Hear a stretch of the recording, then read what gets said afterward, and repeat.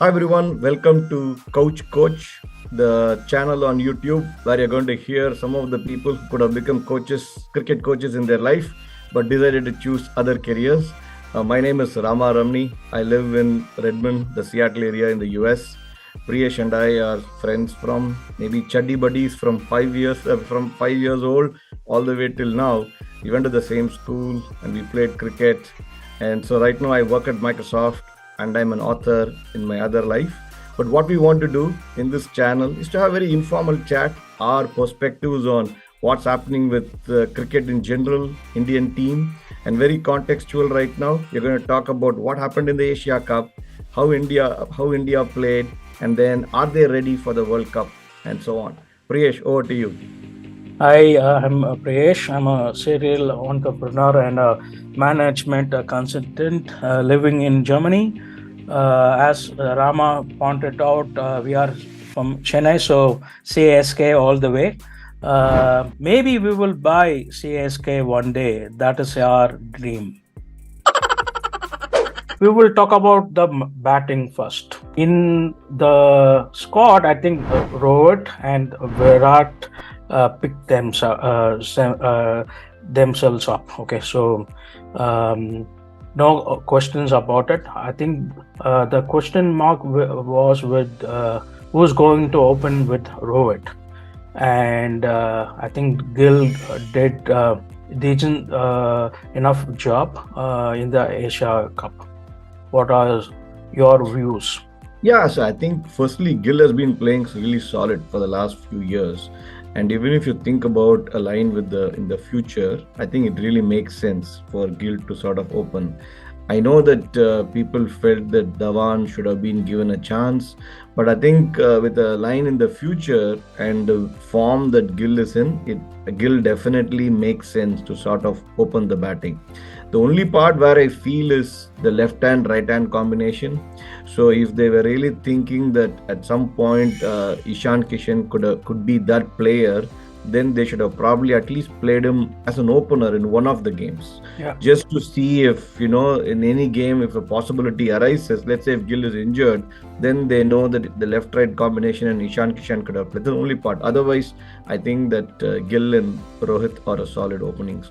And if I'm not wrong, they have 1,000 runs between them opening, and maybe five centuries and 550 plus partnerships in that 1,000. So I think he certainly ticked the box. And we will go to the middle order, which is quite a debatable topic in the team now, because we don't know why Tilak Verma with no experience and Sky, who's not done well in the Yep.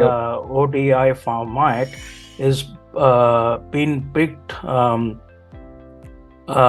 why not Sanju or whatever? Yeah. Mm-hmm. So I Yeah, I think. think on that one, right? I think obviously Virat at number 3 just makes sense, and I don't see why he should go to 4. Yeah. I know that there's this debate like Tendulkar went down to 4, Virat should do the same thing. I, for some reason, feel like Virat at 3, he's always been solid for us. I don't see any reason why that should change. On the topic about Tilak Verma, I think he's played a finisher role really well in IPL, and he has been uh, accelerating and hitting some of those balls out of the park. If they truly felt like he could play in the middle order, then I think a more intentional way of, because his name has just popped up recently. And this is the part in general I feel about Dravid, that even though he doesn't like to say that, call him as experimenting, in general the squad has been a lot of shaky, and this is the same problem that I see from 2019. We're trying to have a solidified squad for a year, or at least a pool of 20-22 people, and Tilak Verma didn't seem to come in that slot like even a year back. Given that, I see they should not have tried him right now. I agree with what you're saying. But if they were going to play him, then they should have just been intentional in the, say, 5. Because 5 is probably the slot where I think there are options with Ishan Kishan being played at 5 and with Tilak Verma as a candidate and so on. But 3 is clear. I think with Virat being there, it's good to see Rahul back at 4. So, and he's been in good form, even though I think he's got a far too many chances, in my opinion. Yeah. I think that's what I think 3 and 4 is okay. And 5, Shreyas Iyer, I didn't see. He's been not, I mean, could be ill luck because of injury. Yeah. But in general, he's not been in the thick of things. So I don't see how he gets repeated chances. There is my only thought on 3, 4, and 5. Share, I think he was in good touch in the game he played against Pakistan, though it was a shot. But if India wanted a left-hander in the top 5, why not give it to Venkatesh Iyer, who can bowl some also? So if you see other teams, they have batsmen who can bowl or bowlers who can bat like Jadeja. So if you are not going to give him any chance in the 9 or 11 games in World Cup, why pick him? And Venkatesh Iyer is named as a in the Asia Cup Asia Games, Asian Games as a backup. So if you're giving him a chance, why not give him a chance in the team? Because he has done well in the limited time he has in India colors.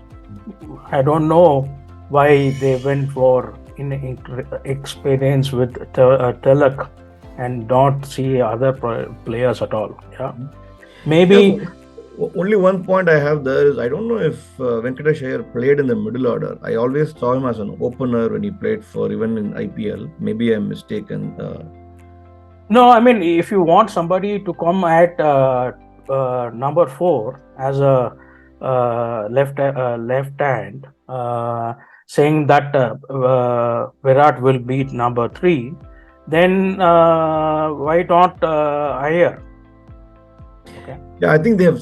It looks like they have settled on Rahul at 4. Yeah. Right. And I think since they have Rahul slotted at 4, then the only option is for 5. And then 5, the candidates being like right now, Ishan Kishan, your point, Venkatesh Iyer or Shreyas Iyer. And then I haven't seen Venkatesh Iyer a whole lot at 5 is the only thing that I would add there. But he's definitely destructive. And he plays for at 4 or 5 for his Ranji team. Got it. Okay, so why not? Okay, if you are not going to give Tilak Verma a chance, you can keep somebody who is more experienced than Tilak in all respects. Okay, so I don't know, and I don't think also Sky will get a game, or maybe with the Netherlands or the unfancied teams maybe, but I don't know what you will do, because if you want him to play, you should have played him at least twice or thrice, and with the Bangladesh also he failed. Correct. So I don't know what's the thought process in that, because ODIs he is averaging about 18 or 20 for India. Okay, so yeah, so I think the middle order is set with Pandya and Jadeja, the king of CSK. But I think just one point about I think Sky. So this is the part it looks like, having watched him for the last couple of years with ODI, right? He somehow is very comfortable in the 2020 format when he knows that he can just come off the bat and start scoring. And ODI poses this thing where at some times you got to play a regular innings, you got to be willing at a strike rate of 50, 60 for the first, say, 20, 30 balls. And then you can essentially start getting into maybe a strike rate of 100 and then accelerate. So playing an innings over 100 balls is what somebody needs to have the mindset. Yeah. And Sky doesn't seem to be built for it. And I think I agree with you. Maybe that's the place where if they felt like there was no place for Sky in 3 or 4, then they should have either tried him at 5 and 6, where he can clearly come in with 10, 15 overs left and he can play his 2020 game. But keeping Sky in the squad, asking him to play 3 or 4, and after these experiments and persisting with it does not make sense. So I agree. So I think you're right. Just to recap, it looks like Gill and Rohit at 1 and 2, 3 and 4 being reasonably solid with Virat and Rahul. And Rahul, I would say, made it with his last chance in some ways. 5 in the spot, which looks like...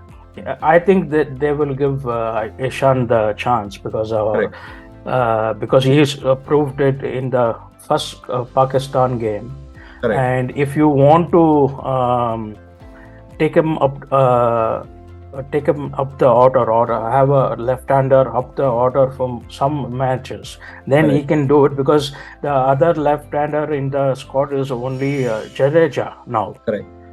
So I think they will play him also. So I think top 7, I mean, till number 7 is sure, because Pandya will play.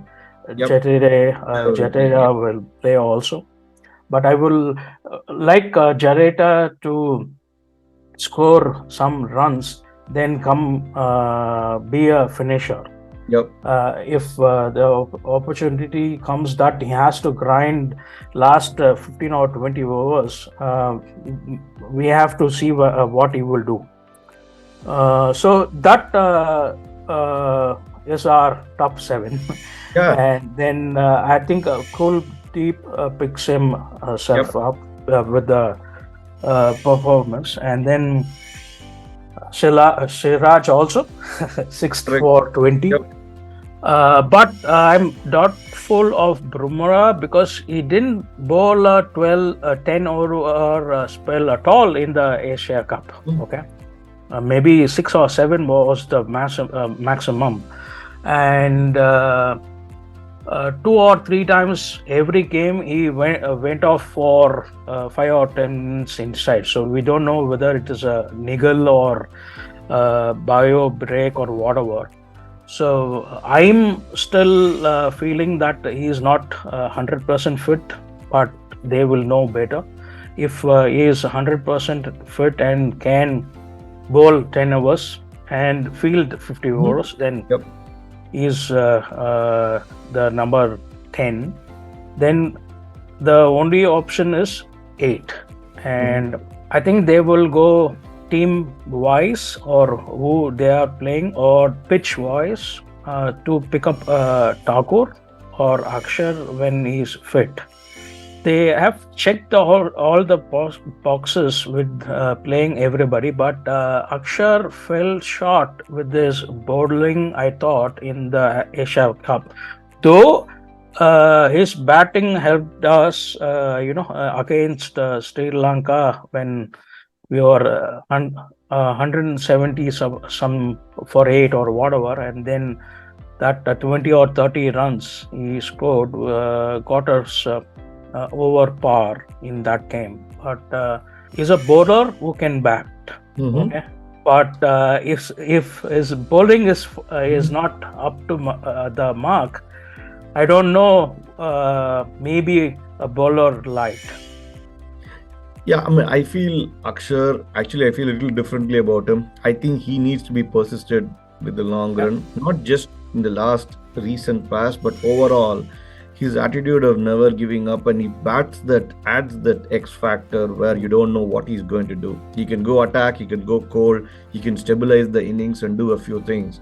So I think over Shardul Thakur, I would still feel like Akshar could be the play. So essentially you have 3 all-rounders, right? You have Hardik Pandya, Jadeja and Akshar with 2 spinners and a pace bowler. And you might be, and the problem I have with Thakur is, yes, he's being called as, he's been able to give the breakthrough once in a while that when we wanted, but he definitely leaks for runs. And his batting has really fallen quite recently. He's not like the attacking player, like the test innings that he played in England and so on. I don't see that happening recently. And with the age factor, I think Akshar is younger as well. And in considering some of those things, I feel Akshar could be an 8, and that way you go in with two pacers, and then you have Hardik Pandya, I think, who has proven that he's a genuine pacer right now, and then you have two spinning all-rounders in Aksar as well as with Jadeja, and then a genuine bowler in Kuldeep as a spinner. That gives Yeah. you six players to sort of play with, and then you have two keepers in case something Rahul is injured. Ishan Kishan can sort of fill in, and that way the squad gives you enough flexibility. And if you look at the right and left combination with Aksar, Jadeja, and Ishan Kishan, you have really three solid left arm players who are all attacking in some ways, and they can slide. And Jadeja has proved that he can go up the order, and Ishan can go all the way up to opening or one drop. So you have quite a bit of flexibility from that standpoint. My only concern is Aksar is bowling is not up to the mark. So say he has a bad day, then Pandya and Jadeja has to fill him the rest of the 20 overs. Yep. And that is the problem. Yep. Okay. Will Aksar give you 5 or 6 overs for maybe 35, or 6 overs for 30 or 35, which Tagore will give you, but will he take the wickets? That's the problem with me. They tried him in the higher end series, pushing up him the order to see whether he can be a fit, but he didn't score much. So that thought process of pushing up, Ishan or Aksar is there. But if Aksar is a bowler who can bat, then his first skill should be prominent. That has not been there in the few matches or last 6 months. In ODS, I'm not saying about tests. That is I think the weakest point in the entire 11 is that spot. So we have, because if you see other teams, the other teams have 3 or 4 batsmen who can bowl, or bowlers who can bat. But the composition of the Indian team is we have gone for specialist. Okay, so I think that's the only gap or a hole. We have to see what happens. Yeah, makes sense. I think overall, I think we had a solid Asia Cup in general. I think back to what you had started off with, but I was a lot more impressed with Bangladesh and Sri Lanka. And I think to your point, they had that composition. They had players who can bat, and then they had quite a bit of spin. And even between the two off spinners, just the variety that they pose. One of them is a lot more attacking, the traditional off spinner who can flight the ball. The other one is just quicker through the air. They could just have that variety, and both of them could bat as well. India has to probably do something over there. But in general, this is what I saw as overall lacking. Having a genuine left-arm pace bowler and a genuine right-arm leggy, right? Yes, I am biased towards leggy, but in general, a right-arm spinner is sort of missing out in the squad. So with many teams having like a right-hander, you do want to have the leggy who can take the ball away, so that you pose the threat of getting wickets from the middle order, especially when we need to get wickets and be attacking. And we did have a few leggies who have sort of fell off. I don't know what happened there, about either grooming or you see Chahal is playing in England. I mean, Chahal, I think, is probably too many miles on the car, right? He's probably past his prime. But then we had a few more. I think the Mumbai Indians had the leggy, his name, I forget his name right away, Rahul somebody. But I think he was like a genuine leggy that we had. And then there was this fastish leggy that you used to bowl as well. So I don't know what happened there. With left arm pace, yes, we did have a few folks. I don't know where they are right now. And when you don't have this difference, at least in the squad in 15 and 17, then and I don't know who missed the trick here, right? As a coach, Just So, thinking. yeah, I'm with you. I think what happened to Ashdeep Singh? Yeah, Yeah, yeah, yeah, because they tried Woodnut cut a lot of times in the yes, last 10 years. Okay, he was touted as the next big thing in Indian cricket, but nowhere he was to be at that level. But I thought Harshdeep Singh overall in the last 2 years did well. yep, So I don't know why they didn't take him. He's in the Asian Games squad, so why not him? So correct. I think uh, I- it's a good option to have because uh, he can swingle both the ways and we need it. So Mhm. yeah, so something I don't know what the think tank is thinking about why they missed left-hander. Yeah, Yeah, yeah, yeah. So I think overall, I also think that if is uh, Dravid and Rohit attacking enough, right? hmm, Are they innovative enough in their picks? I think they're a lot more traditional, which is not bad thing right away. But in sometimes you had this thing where Shastri and Virat had that other combination where they would back somebody. For example, if you take even the way Punt became really yeah, solid in Test, was the backing that he got, and it's a very not a traditional pick, right? I think once in a while you need to have that combination of a coach, at least one of them, the coach captain, one who is aggressive and thinks outside the box. I think that's one thing, an area where maybe Rohit has to figure out that part, right? Where he can make his voice and get somebody who's like this X factor player, who's not the typical traditional player like the Sehwag that we know or the Punt that we yeah, know. And yeah, maybe that's their experiment in getting Tilak Verma or anybody else. But you cannot do these experiments too late in the game. yeah. It's like studying for an exam for like your, and the last day you want to do some changes is what it looks like. Yeah, And I think Chika used to say this for the World Cup squad, yeah, right? Previously, teams decide who their players are over 12, 18 months and yeah, consistently play the 20 people. And India has done the same mistake that they did like last time. They were playing with the number 4 squad. They brought Vijay, right, and then they tried him as if something was missed out, and they brought him in the last minute. I just hope we are reasonably solid from here on, and then we play them consistently.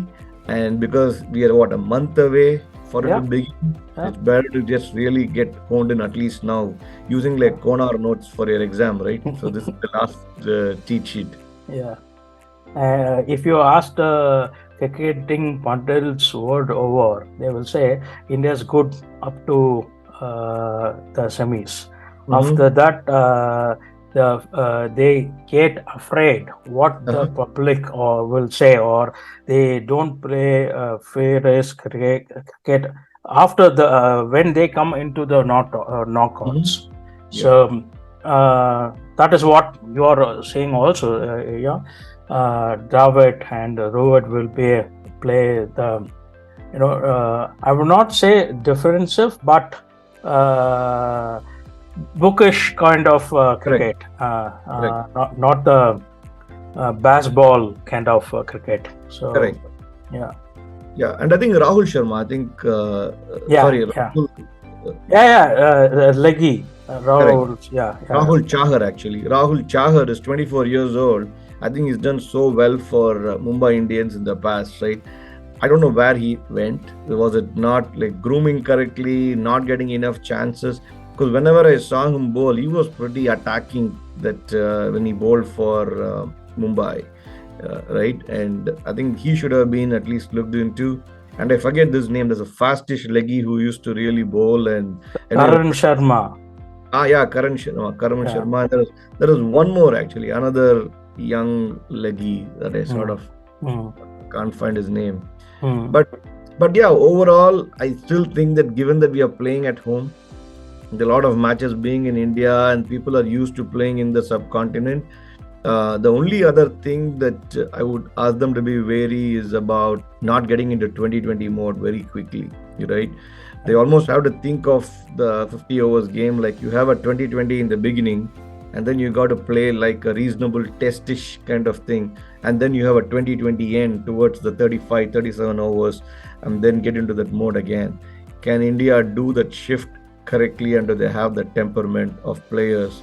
Because if you look at the go back to the middle order with Ishan Kishan at 5, and then Hardik at 6, Jadeja at 7, that 5, 6, 7, and in a case where India suddenly gets to like 70 for 4, and then in 18 overs, and then they have to play this stabilized order for the next 20 overs.